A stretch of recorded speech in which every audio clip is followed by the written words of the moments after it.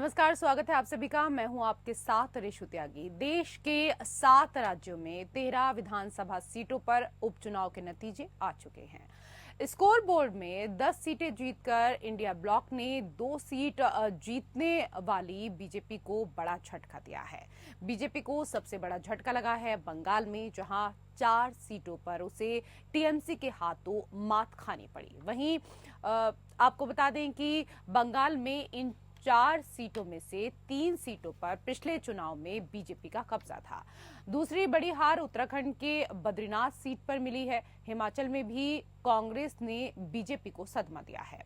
लोकसभा चुनाव के बाद सियासी दलों की ये सबसे बड़ी परीक्षा थी, जिसमें इंडिया ब्लॉक ने एनडीए को चित कर दिया।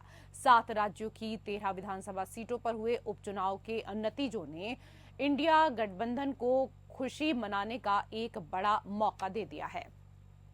बंगाल में टीएमसी ने सभी 4 सीटें जीतकर जलवा बिखेरा है, तो उत्तराखंड की दोनों सीटें कांग्रेस के खाते में आ गई हैं। हिमाचल में भी 3 में से 2 सीटों पर कांग्रेस ने विजय पताका लहराई है, तो पंजाब की इकलौती सीट आम आदमी पार्टी की झोली में गिरी है। तमिलनाडु की एकमात्र सीट पर डीएमके ने कब्जा जमाया है। उपचुनाव के स्कोर बोर्ड की बात करें तो 13 में से इंडिया ब्लॉक के खाते में 10 सीटें, एनडीए के पक्ष में 2 सीट और अन्य की झोली में 1 सीट गई है। बीजेपी का प्रदर्शन खराब रहा है और ये पार्टी के लिए चिंताजनक बात है। बीजेपी को सिर्फ 2 सीटों पर जीत मिली है। सबसे बड़ा झटका बंगाल में लगा, जहां सभी 4 सीटों पर बीजेपी को हार मिली है, जबकि हिंदी पट्टी यानी उत्तराखंड कि दोनों सीटों पर भारतीय जनता पार्टी को हार का मुंह देखना पड़ा। बीजेपी सिर्फ हिमाचल में हमीरपुर और मध्य प्रदेश में अमरवाड़ा सीट पर जीत का झंडा लहराने में कामयाब हो पाई है। यहां कार्यकर्ताओं ने जमकर जश्न मनाया, लेकिन पार्टी दिग्गजों के लिए ये नतीजे उनकी परेशानी पर बल डालने वाले हैं। इस चिंता की बड़ी वजह यह है कि अब उत्तर प्रदेश में भी 10 विधानसभा सीटों पर उपचुनाव होने वाला है और बीजेपी के लिए ये एक बड़ी अग्नि परीक्षा होगी। 13 विधानसभा सीटों के उपचुनाव में जो परिणाम सामने आए हैं, बीजेपी के लिए ये चिंता का विषय बन गया है। दरअसल यूपी में साल 2027 में विधानसभा चुनाव होने हैं, लेकिन उसके परिणामों का लिटमस टेस्ट अभी होने वाले उपचुनाव में हो जाएगा। बता दें कि लोकसभा के चुनावी नतीजों के बाद से यूपी के सियासी गलियारे में उठ रही हलचल थम नहीं रही है। बीजेपी लगातार चुनावी नतीजों की समीक्षा में जुटी हुई है। जमीनी स्तर पर भी खराब प्रदर्शन की वजह की पड़ताल कर रही है, लेकिन इन कोशिशों के बीच अब बीजेपी के ही कुछ नेताओं के तेवर और ज्यादा तल्ख हो गए हैं, जो यूपी में पार्टी के सामने नई चुनौती खड़ी कर सकते हैं। बीजेपी विधायक ने अपनी ही पार्टी को चेताया।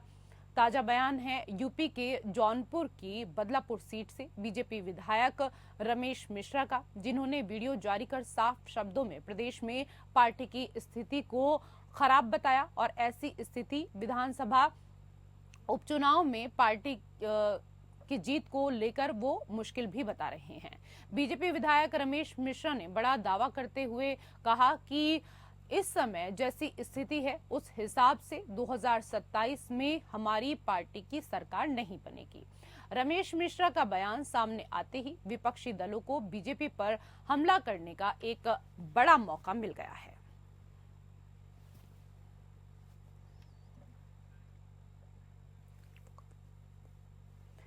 तो आपको बता दें कि बीजेपी को मात्र 2 सीटों पर ही संतोष करना पड़ा है।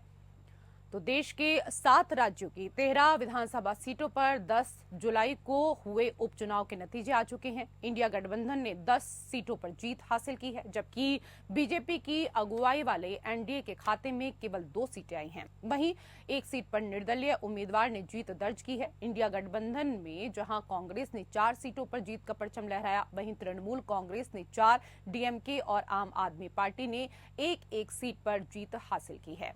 इन उपचुनावों में हिमाचल प्रदेश की देहरा सीट से राज्य के मुख्यमंत्री सुखविंदर सिंह सुक्खू की पत्नी और कांग्रेस की उम्मीदवार कमलेश ठाकुर की भी जीत हुई है। तो 7 राज्यों की 13 विधानसभा सीट पर उपचुनाव में इंडिया गठबंधन ने बाजी मारी है और ऐसे में बीजेपी को केवल 2 सीटों से ही संतोष अब करना पड़ेगा। तो एनडीए पर इंडिया गठबंधन भारी, इसी को लेकर करेंगे हम चर्चा। कई विशेष अतिथि पैनल में हमारे साथ जुड़ चुके हैं, उनका परिचय आपके साथ करा देते हैं। हमारे साथ बीजेपी के नेता शांत प्रकाश जाटव जी जुड़ चुके हैं, स्वागत आपका। हमारे साथ कांग्रेस के प्रवक्ता मलिक जावेद अंसारी जुड़ चुके हैं, आपका भी स्वागत। हमारे साथ टीएमसी के प्रवक्ता सुमित मेहरोत्रा जी जुड़ चुके हैं, आपका भी स्वागत। और सबसे पहले तो बधाई देना चाहेंगे आपको मलिक जावेद अंसारी जी और सुमित मेहरोत्रा जी इस जीत के लिए। धन्यवाद। आपने सोचा था मलिक जावेद अंसारी जी कि 13 सीटों में आप लोगों को 10 सीटों पर विजय हासिल होगी, ये परिणाम इतने अच्छे आपके लिए आएंगे, ऐसा सोचा था आपने? नहीं, सोचा नहीं था। हम तो पूरी उम्मीद थी कि 13 की 13 सीटें हम जीतेंगे। हाँ। क्योंकि धर्म के नकली ठेकेदारों को जनता ने सबक सिखाया है और ये बहुत नारा देते थे। आज एक नारा मैं इनको देना चाहूंगा कि अयोध्या और बद्रीनाथ तो झांकी है और मथुरा और काशी अभी बाकी है। तो ये बहुत नारा देते थे। आपने अपनी रिपोर्ट में भी बताया किस तरीके से जौनपुर के विधायक, बदलापुर सीट के विधायक रमेश मिश्रा जी बता रहे हैं कि भाजपा की हालत खराब है उत्तर प्रदेश में और 2027 का चुनाव भी हारने की कगार पे है। और ये हार की वजह क्या है? वजह मेन है क्योंकि ये जमीनी मुद्दे अभी तक पहचान नहीं पा रहे हैं और इन चुनाव में जनता ने भ्रम का और भय का जाल काट दिया है और भाजपा आगे भी इसी तरीके से हारेगी। जो आगामी बाई इलेक्शन यूपी में होने वाले उसमें भी हारेगी और जितने भी चुनाव होंगे भाजपा हारेगी क्योंकि झूठ की जो इन्होंने हांडी चढ़ाई थी वो काट की हांडी चढ़ाई थी, बार बार नहीं चढ़ेगी। एक बार चढ़ गई, 2 बार चढ़ गई। अब जनता त्रस्त है इनसे। महंगाई की इनके एक मुद्दा है और बेरोजगारी सबसे अहम मुद्दा है जिसको ये सिरे से नकार देते हैं। ये अहंकार में डूब चुके हैं और अहंकारी भाजपा के लोगों को बद्रीनाथ की जनता ने सबक सिखाने का काम किया है और मैं उम्मीद करता हूं कि अब ये नफरत की राजनीति इन्हें छोड़ना पड़ेगा और छोड़नी चाहिए और धर्म को धंधा ना बनाए क्योंकि देश की जो जनता है वो मुद्दों पे आकर टिक जाती है कि आपने हमारे लिए क्या किया। आप झूठ नहीं बोल सकते हैं, कब तक झूठ बोलोगे? अब आपको काम करना पड़ेगा। जो कि 10 सालों में झूठ बोला है, अब वो धीरे धीरे झूठ का गुब्बारा धीरे धीरे। ठीक है सर, जो आप बातें यहाँ पर कह रहे हैं कि बीजेपी धर्म को धंधा बना रही है और इसी वजह से बीजेपी को हार का सामना करना पड़ा। इसके साथ ही क्योंकि जौनपुर के विधायक को लेकर आपने यहाँ पर बात की, अब क्योंकि इनकी पार्टी के विधायक ही इनको आईना दिखाने का कार्य कर रहे हैं, इसको लेकर तो मैं शांत प्रकाश जाटव जी से जवाब लूंगी। लेकिन सुमित मेहरोत्रा जी, क्योंकि पश्चिम बंगाल उपचुनाव में टीएमसी ने 4 सीटें जीत ली हैं और वो भी बड़े मार्जिन से टीएमसी प्रत्याशी जीते हैं और बीजेपी उम्मीदवार हार गए हैं। नतीजे ये बता रहे हैं कि ममता सरकार की घोर निंदा करने के बाद भी जनता पर कोई फर्क नहीं पड़ा और बीजेपी अपने एजेंडे में सफल नहीं हो पाई। आपको सभी को बहुत बहुत बधाई हो कि जिस तरीके से वहाँ की जनता ने एक 4 सीटों पे जिता करके टीएमसी कैंडिडेट को विधानसभा में फिर से एक बार भेजा है, तो मैं वहाँ की जनता का शुक्रिया अदा करूंगा और सारी अपनी मीडिया पैनलिस्ट का। देखिए क्या है कि आज जो मेन मुद्दे हैं, भारतीय जनता पार्टी ने बंगाल में जाकर के जिस तरीके से झूठ का प्रचार करा है वो जनता सब जानती है वहाँ की कि हमारे हित का काम कौन करेगा और अनहित का काम कौन कर रहा है, देश के लिए भी और प्रदेश के लिए भी। आप देखिए बद्रीनाथ की सीट हार गए, जो ये बहुत बड़े दावा करते थे, अयोध्या के लिए दावा करते थे, अयोध्या वासियों ने इन्हें हरा दिया, बद्रीनाथ से हरा दिया। तो एक एक करके जो हिंदी भाषी बेल्ट है, मैं आज फिर कहूंगा हिंदी भाषी बेल्ट में भी अब एक एक करके हारना चालू हो जाएंगे और आने वाले समय जो उत्तर प्रदेश का है चुनाव, ये सारी की सारी सीटें भी इंडिया गठबंधन जीतने जा रहा है। लिख लीजिए, भारतीय जनता पार्टी बहुत बुरी तरीके से हारने वाली। जो इनके विधायक सांसद खुद कह रहे हैं कि हमारी पार्टी हारेगी, हमारी पार्टी की सरकार नहीं बनेगी, अच्छा काम नहीं कर रहे हैं, तो वो आईना खुद दिखा रहे हैं जनता को। ठीक है, शांत प्रकाश जाटव जी क्या कहेंगे? क्योंकि अभी देखिए 7 राज्यों की 13 विधानसभा सीटों पर उपचुनाव हुए, नतीजे आपके सामने हैं। इंडिया ब्लॉक को खुशी मनाने का एक बड़ा अवसर मिल गया है, लेकिन क्या कारण आप इसके पीछे मानते हैं कि 13 सीटों में से आप सिर्फ 2 सीटों पर ही सिमट कर रह गए? सर देखिए, आज इंडिया गठबंधन का जो वैसे तो ये गठबंधन है इनका, मगर ये साथ है नहीं, क्योंकि आम आदमी पार्टी बिल्कुल अलग चल रही है, टीएमसी का कोई इनके साथ में कोई देना देना नहीं है। मगर ठीक है, अपना ये इंडिया गठबंधन कह करके खुश है। मैं सभी को, जो भी जितने भी प्रत्याशी जीते हैं, सबको मैं बधाई देता हूं आपके चैनल के माध्यम से जी। और ये चुनाव जो है वो सीधी सीधी तौर पर एक हमारी परीक्षा है और उस परीक्षा में हमारा परिणाम उतना बेहतर नहीं आया और बल्कि ये कहें कि बेहतर आया ही नहीं है, तो इस पर तो हमें हर हालत में विचार करने की भी आवश्यकता है। इस पर समीक्षा भी करेंगे। अभी तो आप लोकसभा चुनाव में जो परिणाम आए हैं उसको लेकर मंथन कर रहे हैं, क्योंकि उत्तर प्रदेश में आपने देखा कि आपकी जो सीटें हैं वो कम हो गई और ऐसे में सपा को बढ़त मिली। अब उत्तर प्रदेश में 10 सीटों पर क्योंकि उपचुनाव भी होने हैं, लेकिन उससे पहले ही जो आपकी ही पार्टी के विधायक हैं वो भी आप पर निशाना साधते हुए नजर आ रहे हैं। वो कह रहे हैं कि पार्टी के भीतर जिस तरह की चीजें चल रही हैं तो 2027 का चुनाव हम उत्तर प्रदेश में जीत नहीं पाएंगे। आप 2027 की बातें अभी से करने लगे हैं। अभी तो सर 10 सीटों पर अग्नि परीक्षा होनी आपकी बाकी है। ठीक बात है, उन्होंने जो बात कही है वो भी विचार योग्य है। ऐसा नहीं है कि उन्होंने जो बात कही है वो निराधार है। कहीं ना कहीं कुछ ना कुछ उनको कारण ऐसे दिखाई दिए होंगे और जिसके आधार पर उन्होंने इस बात को कहा है और हर किसी को बात कहने का अधिकार भी है और संगठन की जिम्मेवारी है कि अगर कहीं कोई किसी प्रकार से इस तरीके की कोई बात कहते भी हैं तो उस पर विचार किया जाए और उसमें सुधार करे। किसी भी सूरत में ये सब चीजें आपस में चर्चा और सुधार की गुंजाइश वो हमेशा बनी रहती है। तो इसमें मायूस होने की विषय नहीं है, अति उत्साह का विषय नहीं है। विषय है कि हम जनता के बीच में नहीं, उत्साह का विषय हो सकता है ना सर, आप लोगों के लिए नहीं है उत्साह का विषय, लेकिन इन लोगों के लिए तो उत्साह का विषय है और इसीलिए ये उत्साह भी दिखा रहे हैं, बयान भी दे रहे हैं। देखिए, हरीश रावत कह रहे थे कि बद्रीनाथ की जीत के साथ भगवान विष्णु ने कह दिया तथास्तु कांग्रेस। देखिएगा, समय आएगा हम केदारनाथ से भी जीतेंगे। राहुल शिव भक्त हैं और केदारनाथ का भी आशीर्वाद उन्हें मिलेगा। अब बीजेपी का अतिवाद चलने वाला नहीं है। देखिए, सही मायने में चलिए ठीक है, आप राहुल जी को शिव भक्त कहती हैं। मैं नहीं कह रही हूँ सर, हरीश रावत कह रहे हैं, मैं नहीं कह रही हूँ। हरीश रावत जी कह रहे हैं। खैर वो हिंदू कब हुए ये तो खैर उन्हीं को ही पता होगा। खैर कोई बात नहीं। नहीं, हिंदू कब हुए से क्या मतलब सर? नहीं बताएं वो हिंदू है क्या? ठीक है, मलिक जावेद अंसारी जी वो कह रहे हैं वो तो हिंदू ही नहीं है, क्या कहेंगे? हिंदू नहीं कहा और उनकी माता जो है वो भी हिंदू नहीं है, तो कहाँ से जा रहे हैं? ठीक है, हरीश रावत जी बोल रहे हैं शिव भक्त हैं, तो ठीक है शिव भक्त हैं। हम कोई भी शिव भक्त हो सकता है, इसमें कोई बड़ी बात नहीं है। उसमें किसी को टीका टिप्पणी करने की बात विषय नहीं है। और जो मैंने उत्साह की बात कही कि यदि कोई हार जाता है तो उसमें बहुत ज्यादा उत्साहित होने की आवश्यकता नहीं है, क्योंकि उसके पास में पूरा विकल्प है जीतने के लिए प्रयास करने का। हम हारे हैं तो ठीक है, हम उसके ऊपर विचार करें, मगर यदि इंडिया गठबंधन हारता है तो हमें उत्साहित नहीं होना है, क्योंकि उनको उस परिस्थिति में रखना ही हमारी जिम्मेवारी है। इसलिए वो रणनीति हर समय बनी रहनी चाहिए ताकि हम कहीं अति उत्साह में उस रणनीति से दूर हो जाए।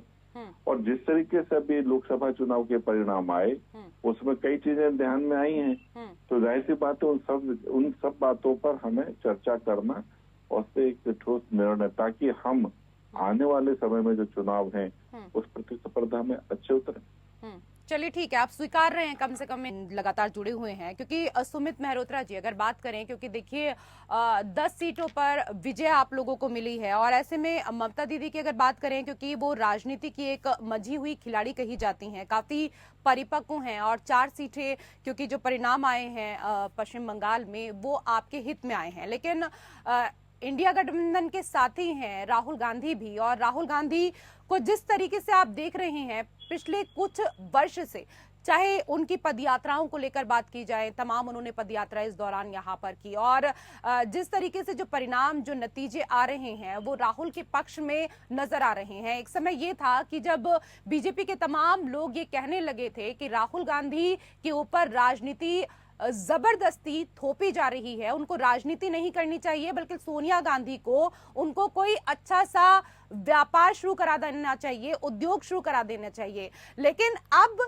जिस तरीके से जो परिणाम राहुल गांधी के हित में आते हुए नजर आ रहे हैं, उसको लेकर आप क्या कहेंगे?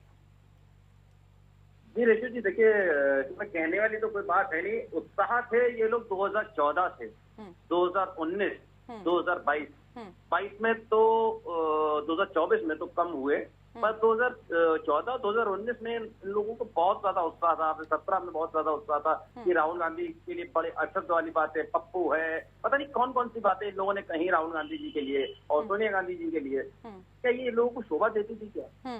जिस तरीके से एक मीडिया चैनल में सुबह से लेकर शाम तक पप्पू पप्पू पप्पू कह करके ये लोग कहते थे, इन लोगों को शोभा नहीं देती। आज वही जनता अब राहुल गांधी जी के संग में आ रही है। उन लोगों को दिख रहा है कि किस तरीके से देश के अंदर महंगाई बढ़ती चली जा रही है, पेपर लीक होते चले जा रहे हैं, लोगों की हत्या होती चली जा रही है। सब को लेकर के कहीं ना कहीं मन में ठेस है कि मोदी जी कुछ नहीं बोल रहे हैं। आप मुझे बताइए, उत्तर प्रदेश के अंदर हाथरस के अंदर 150 लोगों से ऊपर ज्यादा लोगों की जान चली गई। हमारे देश के प्रधानमंत्री उनके लिए कुछ नहीं कहते हैं। देश के हमारे उत्तर प्रदेश के मुख्यमंत्री जी कहते हैं किसी को बख्शा नहीं जाएगा। उसके बाद उस फर्जी बाबा के ऊपर आज तक कोई कार्रवाई नहीं होती है। 150 लोगों की जान लेने वाले व्यक्ति के ऊपर उसके ऊपर कोई बुलडोजर नहीं चलता है। क्यों भाई, क्यों ये पक्षपात क्यों कर रहे हो? अगर वो फर्जी है कुछ है उसके बाद आप बुलडोजर चलाइए ना, क्यों आप डर रहे हैं? क्या वोट बैंक की राजनीति के लिए कर रहे हैं? इंसान की जान से ज्यादा ठीक है, शांत प्रकाश जाटव जी जवाब दे दीजिए। मेरी ठीक है सर, जवाब ले लो ना उनसे, आपकी इसी बात पर जवाब ले लेती हूँ। रही बात बंगाल, वो कह रहे हैं कि आपने जिसकी वजह से इतने लोगों की जान चली गई, ऐसे बाबा को क्यों क्लीन चिट दे दी? क्या इस वजह से क्योंकि 10 सीटों पर उपचुनाव होने वाले हैं और ऐसे में क्योंकि एक बड़ा समूह जो है वो बाबा के साथ जुड़ा हुआ है, आपका वोट बैंक ना खिसक जाए, इस वजह से कोई कार्रवाई बाबा के ऊपर नहीं की गई? आप एक बात बताएं, यदि हाथरस के मामले की बात करें तो वहाँ पर बाबा का तो कहीं रोल है नहीं। बाबा जिस वक्त में घटना हुई उस वक्त भी वहाँ पर मौजूद नहीं। अरे फर्जी बाबा है वो। तो इस तरीके से फर्जी बाबा का क्या मतलब होता है? ये विषय फर्जी बाबा या ना बाबा का ना होना, ये क्या बात है? आप ये बात कह करके क्या चीज साबित करना चाहते हैं? आप जो है ना, नहीं ऐसा नहीं, ऐसा नहीं है।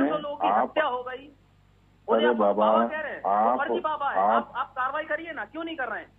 वोट बैंक की राजनीति करना चाह रहे हैं। FIR करें ना, अगर कार्रवाई नहीं हो रही है तो FIR करें। जो वहाँ पर जांच हुई SIT की, उसमें तो बाबा का कोई इन्वॉल्वमेंट है नहीं। जिन लोगों ने लापरवाही की है, अरे सुनो बाबा, अपने यहाँ की भी बातें देखा करो। किस तरीके से एक महिला को नंगा करके निर्वस्त्र करके पिछले 15 दिन पहले ही घटना आपके यहाँ हुई, उसके ऊपर नहीं मुंह फूटता तुम्हारा। ठीक है ना, आज ठीक है यहाँ शांत पर प्रकाश बैठ करके जी, राहुल आप गांधी बंगाल के की बारे बात में आप करेंगे जो है तो फिर बहुत वो बढ़िया मणिपुर का बातें मुद्दा बोल रहे उठाएंगे। हैं। इस तरीके से ही आप दोनों एक दूसरे को घेरते रहे। ठीक है सर, खत्म करते हैं इसको, खत्म कर देते हैं उपचुनाव। ठीक है सर, उपचुनाव की बात यहाँ पर हो रही है। मैं आऊंगी सर, वापस से आऊंगी आप दोनों के पास, लेकिन ठीक है सर, वापस से आऊंगी दोनों के पास। विषय पर रहे सुमित मेहरोत्रा जी, शांत प्रकाश जाटव जी, विषय पर रहे। देखिए मलिक जावेद अंसारी जी, क्योंकि ठीक है सर, वापस से आ रही हूँ सर, वापस से आप लोगों के पास।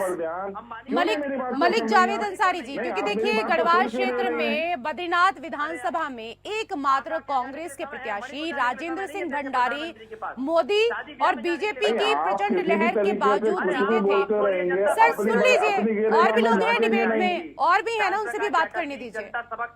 ठीक है सर, जनता सबक सिखा रही है ना, जनता सिखा रही है। आप दूसरी जगहों के बारे में बात कर रहे हैं, जो अपने यहाँ पर, जो आपके यहाँ पर महिलाओं के साथ में जो दुर्व्यवहार हो रहा है उस पर तो आपको ठीक है ना, तो उनके राज्य में ऐसा हुआ तो आपके राज्य में भी ऐसा होगा। छिपा करके बैठे हुए हैं। नहीं मतलब उनके राज्य में ऐसा हुआ तो आपके राज्य में भी ऐसा होगा। आप गलती मानने के लिए तैयार नहीं है। महिलाओं को भी आपने सियासत में खड़ा कर दिया है, राजनीति का मुद्दा बना दिया है सर महिलाओं को भी। ठीक है मलिक जावेद अंसारी जी, क्योंकि देखिए हाथरस भी गए थे, राहुल गांधी मणिपुर भी गए थे और वहाँ की जो जनता है उनकी पीड़ा को भी राहुल गांधी उठाते हुए नजर आ रहे हैं। ऑडियो डाउन कर दीजिए प्लीज, निवेदन है मेरा।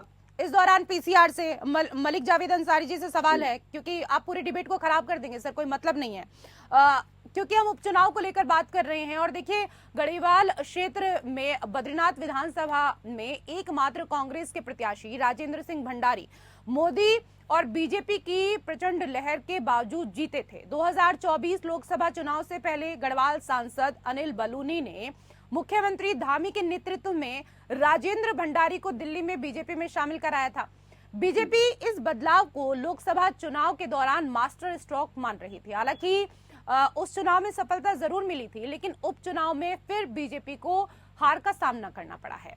बीजेपी का सपना जनता ने तोड़ दिया और कहीं ना कहीं जो मास्टर स्ट्रोक है वो इस बार काम नहीं आया। सर जी, आपका सवाल बहुत अच्छा है और जनता सब जानती है। ये नेता लोग जो दल बदलू होते हैं, वक्त वक्त पर इधर कभी उधर जाते हैं, कभी उधर जाते हैं, तो जनता ने सबक सिखाया है कि ये जो इंपोर्ट की राजनीति भाजपा करती है, इसको भी नकारा है, नफरत को भी नकारा है और धर्म का धंधा करने वालों को भी नकारा है। अभी हमारी गुजरात में भी यात्रा शुरू होने वाली है, राहुल जी भी उसमें जाएंगे।